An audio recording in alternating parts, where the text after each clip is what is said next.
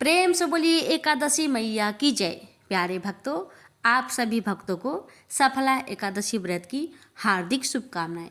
आज की इस वीडियो में आप सभी श्रवण करेंगे सफला 11 की व्रत कथा। एक बुढ़िया माँ एक बार 11 माता का व्रत रखी। बड़े ही भाव भक्ति से पूजा अर्चना की। उन्हें वृद्ध अवस्था में क्या बाधा थी, वो तो अपने पुत्र पौत्रों की सुख सुविधा के लिए व्रत रखने लगी। वे दिन भर तो जरा कठोर मन करके अपनी प्यास को रख रही। दिन में पूजा पाठ किया, कथा सुनी और पंडित जी को मिट्टी के पात्र में भरकर पानी और ऋतुफल दान दिया। दोनों भर भर कर पूरा वितरण किया। उन्हें गर्मी के कारण बहुत बेचैनी हो रही थी। इस कारण से बड़ी देर तक पानी में पड़ी रही और पानी की कुल्ला करती रही, मुंह धोती रही। तब कहीं थोड़ा बहुत धैर्य बंध पाया। धूप तो तेज पड़ रही थी, इस कारण बार बार मुंह सूख रहा था। बूढ़ी माँ बहुत बेचैन हो रही थी। एक बुढ़ापा और दूसरे ये भयंकर गर्मी। वृद्ध अवस्था की स्थिति तो कुछ दूसरे ही प्रकार की होती है। ऐसे तैसे रो धो के दिन कट पाया। अब पहाड़ सी रात सामने थी, उसका काटना बड़ा ही कठिन दिखाई दे रहा था। खटिया पर पड़े शांति नहीं मिल रही थी। वे बार बार करवट बदल रही थी। अनेक बार वो बाहर जाती और भीतर आती। उन्हें घर के अंदर शांति नहीं थी। वे पड़ी पड़ी एकादशी माता का स्मरण करती रही। वे कहती रही कि हे माता जी, आप मेरी लाज रखेगा, आप ही मुझे शक्ति दे दीजिएगा जिससे मैं भली भांति आपका व्रत कर सकूं और ये पहाड़ सी रात शांति पूर्वक व्यतीत हो सके। प्यास के कारण बूढ़ी माँ की बेचैनी तो बढ़ ही रही थी। उन्होंने धैर्य रखने का बहुत प्रयास किया, किंतु सहनशीलता की सीमा टूट गई और वे घबराकर एकदम चिल्ला पड़ी। बोली, बचाओ बचाओ बचाओ। अम्मा का चिल्लाना सुनकर परिवार भर के नर नारी, बच्चे और पड़ोसी एकत्रित होकर बूढ़ी अम्मा की खटिया के समीप पहुंच गए। सबने पूछा, अम्मा जी, आपको क्या हो गया? आप क्यों चिल्ला पड़ी है? आप इस वृद्धावस्था में ये कठिन व्रत क्यों कर रही हैं? अम्मा जी ने कहा, शक्ति से ही भक्ति होती है। थोड़ी ही देर में वे फिर से बोली कि अरे, हमारे प्राण तो ही निकल जा रहे हैं। मेरी छाती पर ठंडे पानी का घड़ा रख दीजिए। नातियों ने दादी की छाती पर ठंडे पानी का पात्र रख दिया। तब कहीं उन्हें थोड़ा बहुत आराम मिला और थोड़ी देर के लिए उन्होंने अपनी आंखें बंद कर ली। एकादशी माता ने सोचा कि ये बूढ़ी अम्मा है तो बहुत कठोर, जरा जाकर उसकी परीक्षा लेनी चाहिए। वे आधी रात को मुर्गा बनकर टेर लगाने लगी। मुर्गा की आवाज सुनकर दादी जल्दी से उठी और बाहर जाकर आसमान की ओर देखा, किंतु आसमान में कहीं उन्हें प्रातःकालीन तारा दिखाई नहीं दिया। वे सोचने लगी कि ये मुर्गा क्यों और कैसे बोल गया है। ये तो आधा रात मालूम प्रतीत होता है। उन्हें प्यास तो बहुत लग ही रही थी। थोड़ा बहुत उनका मन भी विचलित होने लगा था, किंतु अंत में उन्होंने दृढ़ निश्चय किया कि मैं अब व्रत को पूर्ण करके ही छोड़ूंगी, चाहे कुछ भी हो जाए, मेरा प्राण ही क्यों ना निकल जाए। ये सोचकर फिर वे खटिया पर शिथिल होकर सो गई। थोड़ी ही देर में एकादशी माता ने उनकी फिर से परीक्षा लेनी चाहिए। एक छोटी सी बालिका एक गिलास में शरबत लेकर उनके सिरहाने खड़ी हो गई और जोर से बोली, दादी जी, सवेरा हो गया, हाथ मुंह धोकर शरबत पी लीजिएगा। पहले तो शरबत का गिलास देखकर उनका मन ललचाने लगा, किंतु अचानक व्रत का स्मरण हो आया और उन्होंने सोचा कि मैं किसी भी प्रकार से अभी शरबत नहीं पी सकती हूँ, और वे शांतिपूर्वक अपनी खटिया पर लेट गई। फिर थोड़ी देर में उन्हें ऐसा लगा कि जैसे किसी ने उन्हें पानी के कुएं में पटक दिया हो। वे बड़ी देर तक उस कुएं में हाथ पांव चलाती रही, किंतु उन्होंने अपने मुख में पानी की एक बूंद भी नहीं जाने दी और वे दृढ़तापूर्वक अपना व्रत पालन करती रही। थोड़ी ही देर में न जाने कहां से सामने आग जलने लगी, जिससे भारी गर्मी बढ़ने लगी। प्यास के कारण प्राण निकलने लगे, किंतु बूढ़ी अम्मा का कुछ भी नहीं बिगड़ पाया। वे जहां की तहां मुस्कुराती हुई बैठी रही। थोड़ी ही देर में बाहर प्रकाश दिखाई देने लगा। ऐसा लगा कि जैसे सवेरा हो आया। बूढ़ी अम्मा ने जब बाहर निकलकर देखा तो समझ गई कि अभी सवेरा होने में 3-4 घंटे की देरी है। यह जानकर वे शांति पूर्वक इधर उधर घूमने फिरने लगी।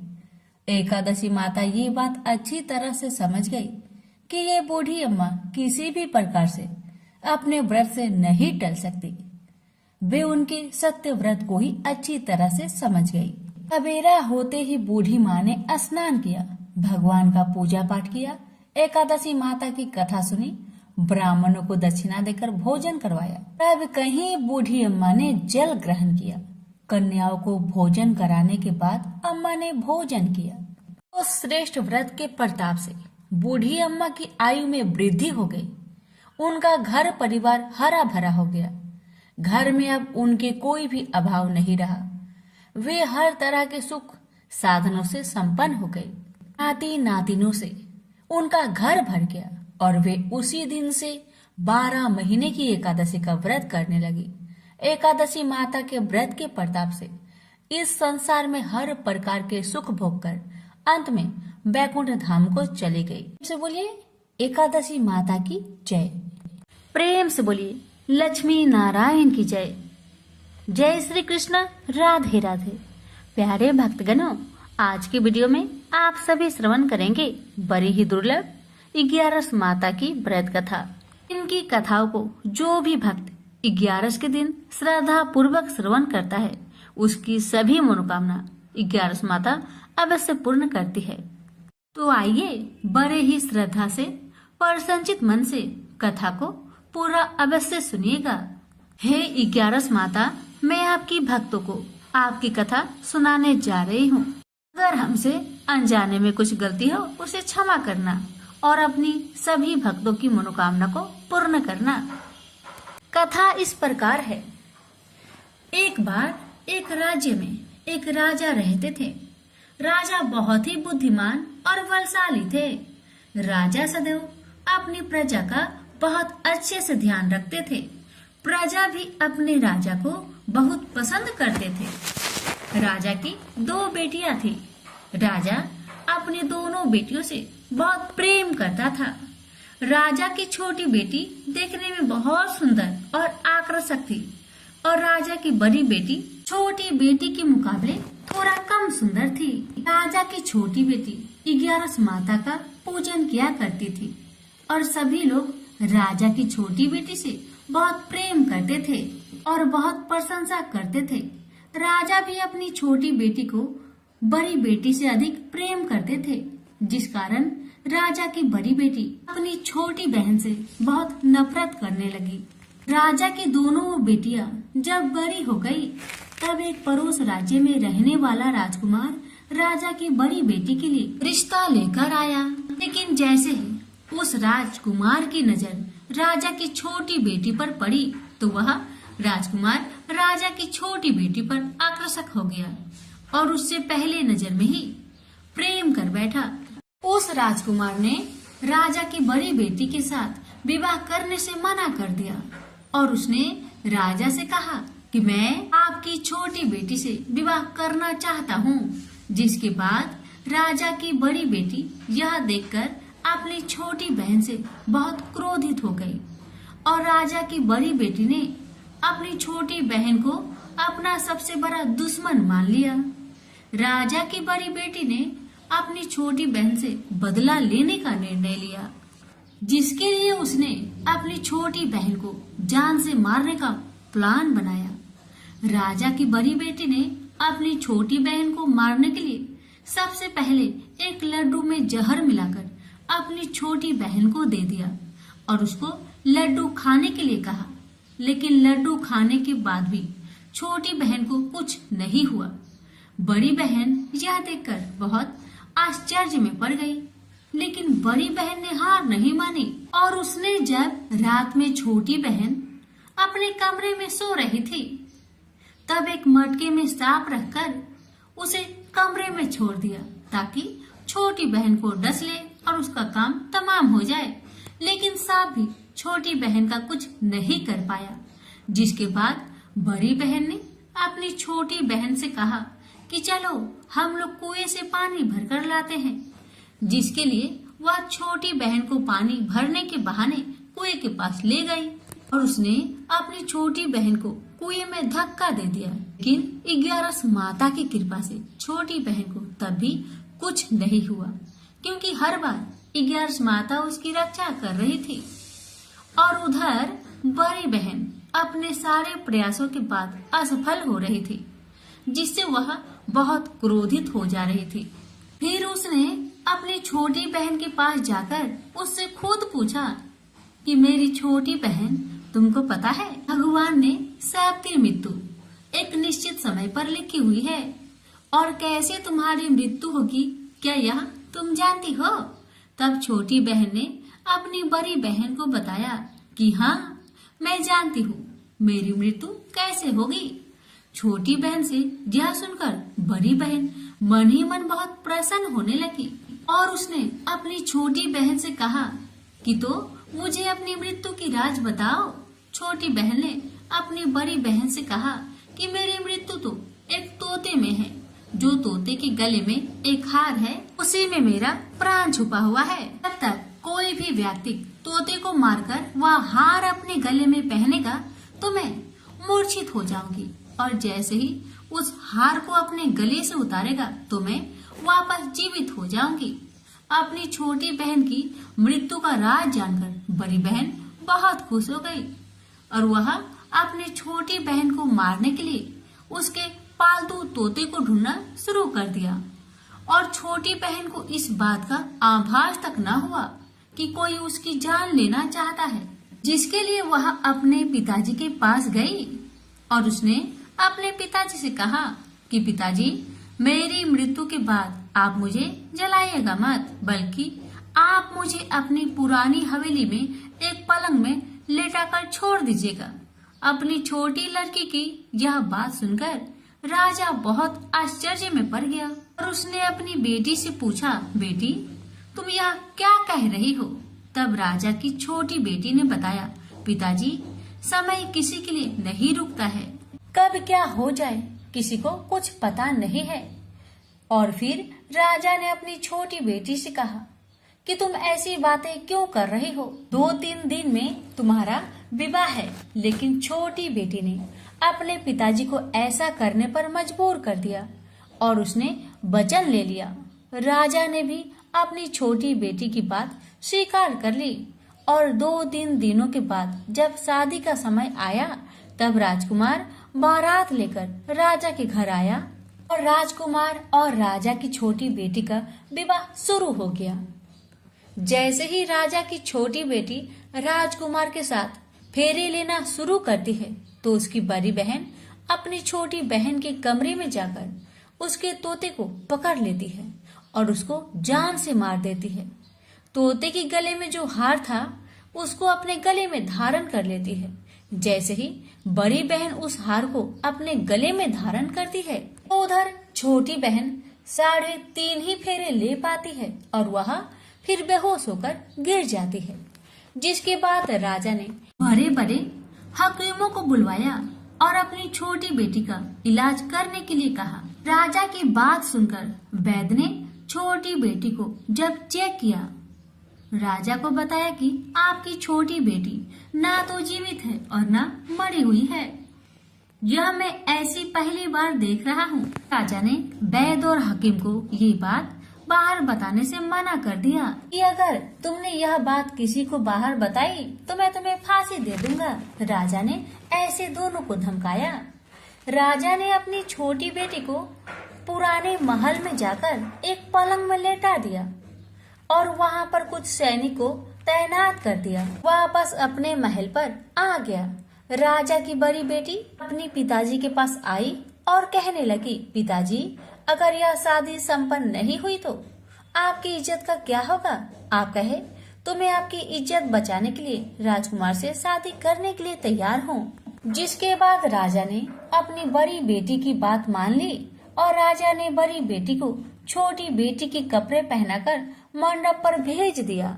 लेकिन राजकुमार यह जान गया कि यह राजा की छोटी बेटी नहीं बल्कि बड़ी बेटी है।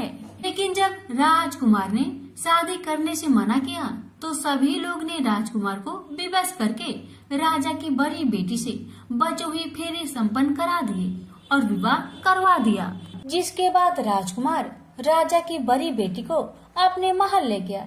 राजकुमार राजा की बड़ी बेटी से ना तो बात करता था, नहीं उसको पसंद करता था और ना ही उसके आसपास भटकता था। और राजकुमार ने यह फैसला लिया था कि वह अपनी प्रेमिका को ढूंढ कर रहेगा और यह जानकर रहेगा कि उसके साथ क्या हुआ है। एक दिन राजकुमार अपने घोड़े पर सवार होकर राजा के पुराने महल के पास पहुंच गया, जहां पर उसने कुछ सैनिकों को देखा। महल के पास पहुंचकर राजकुमार ने जब महल को ध्यान से देखा तो वह समझ गया कि यह तो हमारे ससुर जी का महल है। तब राजकुमार ने सैनिकों से पूछा, तुम लोग यहाँ क्या कर रहे हो और इस महल के अंदर उस पलंग में कौन लेटा हुआ है? जिसके बाद सैनिकों ने बताया कि यहाँ पर राजा की छोटी बेटी लेटी हुई है। यह सुनकर राजकुमार बहुत प्रसन्न हुआ और चिंतित भी हुआ। तुरंत अपनी प्रेमिका के पास पहुँच गया और उसकी सेवा करने लगा। जैसे ही रात हुई तो राजा की छोटी बेटी उठकर खड़ी हो गई। राजकुमार यह देखकर बहुत खुश हुआ और उसने अपनी प्रेमिका से पूछा कि तुम यहाँ क्या कर रही हो? तुम मेरे साथ मेरे घर चलो। राजा की छोटी बेटी ने राजकुमार को सारी बातें बता दी कि मेरी जान एक तोते में बसी थी और मैंने यह सब सिर्फ अपनी बड़ी बहन को बताया था और मुझे पता है कि उसने ही मुझे मारने का प्रयास किया है। उसके पास एक हार है जिसको वह सुबह पहन लेती है और रात को उतार देती है। जब तक वह हार को पहने रहती है तब तक मैं मूर्छित रहती हूँ और जैसे ही वह हार को उतार देती है तो मैं जीवित हो जाती हूँ। और जब तक मेरी बहन के पास वह हार है तब तक मैं ऐसे ही जीवित और मूर्छित होती रहूंगी। अगर मेरी बड़ी बहन के पास जो हार वह मेरे हाथ लग जाए तो मैं हमेशा के लिए जीवित हो जाऊंगी। राजकुमार यह बात सुनकर राजा की छोटी बेटी के पास रहने का निर्णय ले लिया और उसने अपने बचे हुए सारे फेरे उस पलंग में लेटी राजकुमारी की छोटी बेटी के साथ ले लिए और अपना विवाह को पूर्ण कर लिया और वहीं पर रहने लगा। देखते ही देखते कुछ समय में राजा की छोटी बेटी और राजकुमार की पत्नी पेट से हो गई। एक दिन राजकुमार को किसी काम से बाहर जाना पड़ा। तब छोटी बहन के पेट में बहुत तेज दर्द होने लगा, जिसके बाद उसने 11 माता का ध्यान किया। जिसके बाद वहां पर 11 माता प्रकट हुई और उन्होंने अपने भक्तों के दर्द को दूर किया और एक पुत्र की प्राप्ति करवाई। और वहीं पर अचानक से राजकुमार भी आ गया। राजकुमार ने 11 माता को देखा तो वह आश्चर्य हो गया और उसने तुरंत माता को प्रणाम किया और 11 माता ने राजकुमार से कहा, जब तुम्हारा बेटा 5 वर्ष का हो जाए तो तुम अपनी पत्नी के हार आकर इसके गले में डाल देना। और देखते देखते राजकुमार और राजा की छोटी बेटी का पुत्र 5 वर्ष का हो जाता है। तो राजकुमार अपने बेटे से कहता है कि बेटा, मैं कुछ काम से बाहर जा रहा हूँ, तुम अपनी माता का ध्यान रखना। और वह वहाँ से चला जाता है। राजकुमार को बाहर निकलता देख बड़ी बहन के सैनिक देख लेते हैं और वह बड़ी बहन को जाकर सारी बातें बता देते हैं। जिसके बाद बड़ी बहन अपनी छोटी बहन के पुत्र को वहाँ से उठवा लेती है और उसको मरवा देती है। छोटी बेटी के पुत्र के 2 टुकड़े करवा देती है। पहला टुकड़ा चक्की के पास छुपा देती है और दूसरा टुकड़ा अपने पलंग के नीचे रख देती है। 11 माता बड़ी बहन की सारी करतूत अपनी आंखों से देख रही थी। उनसे रहा नहीं गया। वह एक भिखारी का रूप लेकर बड़ी बहन के पास चली आती है। जिसके बाद वहाँ पर भिक्षा मांगने लगती है। बड़ी बहन अपने नौकरों से कहती है कि जाकर भिक्षा दे दो, लेकिन जैसे ही नौकर 11 माता को भिक्षा देने के लिए आते हैं तो माता उन्हें मना कर देती है और कहती है कि मैं तुम्हारे महारानी से ही भिक्षा लूंगी, जाओ जाकर कह दो। इसके बाद बड़ी बहन स्वयं ही भिक्षा देने के लिए माता के पास आती है। तब माता एक बिल्ली का रूप लेकर उसके कमरे में चली जाती है और वहाँ पर छोटी बेटे के पुत्र के टुकड़े को जोड़ देती है और उसे जीवित कर देती है। उसे वहाँ से ले जाती है। राजकुमार अपने बेटे को लेकर अपनी पत्नी के पास जाता है और उसे कहता है कि तुम इसका ध्यान रखना। अगर तुम इस बच्चे का अच्छे से ध्यान रखोगी तो मैं तुमसे बात करूंगा। एक दिन राजकुमार बच्चे से कहता है कि तुम मम्मी से उनके गले का हार मांग लो। जिसके बाद राजकुमार का लड़का अपनी मम्मी के पास जाता है और कहता है कि मम्मी, मुझे तुम्हारा हार चाहिए जो तुमने गले में पहन रखा है।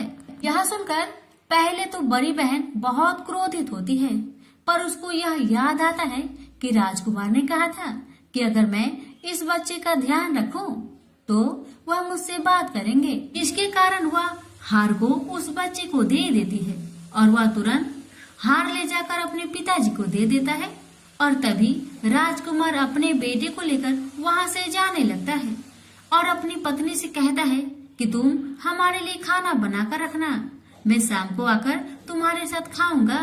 और वह अपने बेटे को लेकर वहाँ से चला जाता है। जिसके बाद वह राजा के पास जाता है और उनको सारी बातें बता देता है। राजा अपनी बड़ी बेटी की यह करतूत सुनकर बहुत क्रोधित होते हैं और अपनी परवरिश पर ही दोष देने लगते हैं और राजकुमार को अपनी छोटी बेटी के साथ रहने के लिए आदेश देते हैं। 11 माता की कृपा से राजा की छोटी बेटी राजकुमार के साथ सुखी जीवन व्यतीत करने लगी और हर 11 को 11 माता का व्रत करने लगे। प्रेम से बोलिए 11 माता की जय।